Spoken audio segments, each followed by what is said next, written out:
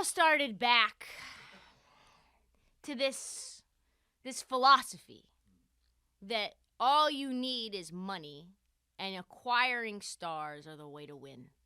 That's the issue here, folks. There's now news. There's now news that has come out with the Knicks that if Tom Thibodeau, the head coach of the Knicks, goes, that Leon Rose, the president of the Knicks, I believe that's his job. There's a bunch of guys upstairs in charge. Like, you can't really tell what their title is versus what the fuck they do.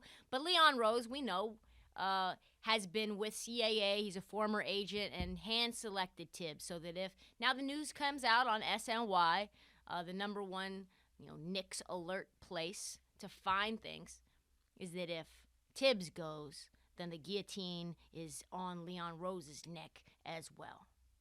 And then the second piece was, well, okay, if that's the case, do the Knicks have, this is where I kind of got this thought, do the Knicks have the proper people in place to land a star? Think about that. Think about that. Do the Knicks have the right people in place to land a star? I question the premise in general.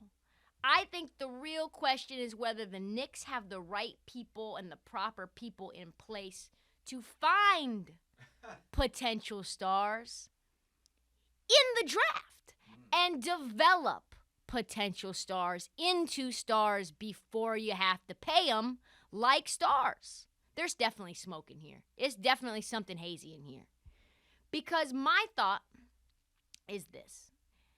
Acquiring superstar players through free agency or through trade, it rarely works. Like, I don't think that that's something that we can do any longer. I don't think that that's, as a whole, a strategy that is proven to be successful. It usually costs you a ton, quite a bit, in terms of cap space, and a ton in draft capital to make it all work. You can't just say, all right, we'll give you some scrubs and we'll get back Kevin Durant. No way! Like, if I have Kevin Durant, you're going to need to sweeten things up for me. Of course, the money needs to match. But what do I get out of it? I need your entire future mortgaged, right? So the whole plan is you have to win now, the win now mode. Fuck them picks, less need mode. But you can't do it unless you're one piece away. And even then, mortgaging the future is a bit dicey. You could end up with a player making $40 million a year, had to mortgage the future for him with your picks, no telling if he's even interested in staying with your team long term, no telling if he's healthy and interested for the duration of his contract, no telling if he's even a right fit, right? Think about the example, we would call him the golden goose for the Knicks, Damian Lillard. If I was running the Knicks, this is going to sound like a hot take. If I was running the Knicks, and I am a huge Dame fan, there is no chance I'd trade for Dame under any circumstance at this point. He's probably about to sign another extension this offseason. That would put him, and he just signed one like 2 years ago, so that was a 5-year deal, and then he'll sign another 5-year deal, so that'll lock him up until he's in his late 30s. No one knows at this point whether he's actually truly healthy. He's been dealing with an abdominal issue for years where just simple sitting and standing and laying down all hurt, right? That ab issue is real. He's undersized. He doesn't play defense. He's not a particularly great playmaker on like an elite level. Where does that leave you? If you were to do that and you had Dame time, that would be electric. But where does that leave you? In cap hell for the next 7 years, no ability to fix it if it goes wrong with younger, cheaper players because you gave 4 first rounds up to get him because that's what it's going to cost for that player. He's now no longer viable. You've got to bench him. He's taking up the cap room, and what the fuck are you going to do? See how that strategy for a long ass time. Now you got to figure out a way to move him, and then you got to pay also to move him because everybody knows he's broken. Do you sound like that? You see what I'm saying? How this might not be the best thought? But this is what teams do. This is fucking crazy. I don't know why I had this revelation, but this is maybe the most insane strategy to build a roster. And this is what agents do. This is what agents do. Fucking idiots. Because they don't know how to develop stars. They only see stars when they already are them. Teams consistently focused on, just entrenched and entranced on this idea of landing a big star. Why? Because it wins headlines. Agents love to win the headlines. Ask Rob Pelinka.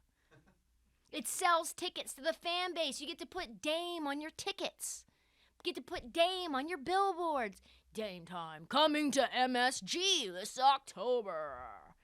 You get to tell the fan base you're in win now mode.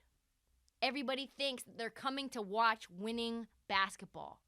Outside of few players in the NBA, and I mean a few, like literally maybe 3 to 5, one player on a shitty roster added will never put you in win now mode. It can put you in lose forever mode. Like, look at the Cavs. Look at the Cavs with Kyrie Irving, and Kyrie Irving is one of the best players in the league, especially in his prime. When it was just him on the Cavs, that team fucking sucked. That team was trash and was going to stay trash. They needed to add healthy pieces to actually compete. And of course they got Bron and they got a ring, but what do they needed to do? Every time LeBron asked them to sell those picks away. And then they couldn't get their own first rounders until they told LeBron no and he bounced. But it looks good. Buying stars looks good. It's sexy. It's sexier than the way that the Suns decided to do it. It's sexier than the way that the Grizzlies decided to do it. And unfortunately for the Knicks, that's a hit for them. Unfortunately, that's a hit. Unfortunately, this is what they do time and time. It's like they just keep making the same decisions over and over. Like, can I get an amen? Carmelo, Amari, Stephon, Phil Jackson, Joakim Noah. That shit didn't work. Robin Lopez, $20 million a year. In the 90s, Latrell, Allen Houston, one of the first players they ever gave $100 million to. That shit did not work. And now they're talking Zion, they're talking Donovan Mitchell, they're talking Dame. Get the fuck out of here.